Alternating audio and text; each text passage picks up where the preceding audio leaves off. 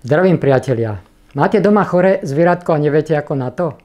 Chodíte po veterinároch a riešenie neprichádza? Predstavte si, že by váš miláčik bol konečne zdravý a spokojný. Totiž jedna vec je stanovenie diagnózy a druhá vec je samotná liečba. Ostaneme pri tom druhom. Poviem vám teraz niečo o špeciálnej liečbe živých záťaží v tele. Rozumej vírov, baktérií a parazitov. Možností je viac. Chemicky, ale aj alternatívne. Predpokladám, že vám záleží na nezaťažovaní zvieracieho organizmu chémiou. Poďme teda k veci.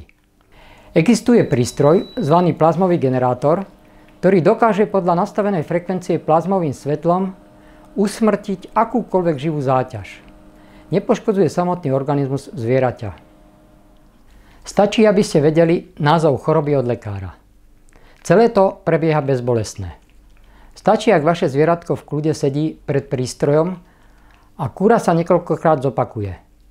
Živá záťaž sa po kúre premení na toxín, ktorý sa postupne z tela vyplavuje von. Tento zázračný prístroj, plazmový generátor, je vynález posledných rokov. Samozrejme je účinný aj pre ľudí, ale o tom inokedy. Príďte si vyskúšať túto humánnu, modernú a ekologickú liečbu. Nezaplavujte zvierací organizmus chémiou, ktorej zvieracia potrava v granulách aj tak obsahuje dosť. Poradím vám ako na to. Zavolajte alebo kontaktujte cez formulár a dohodneme spolu riešenie. Čo viac si prijať ako zdravého a hravého domáceho miláčika.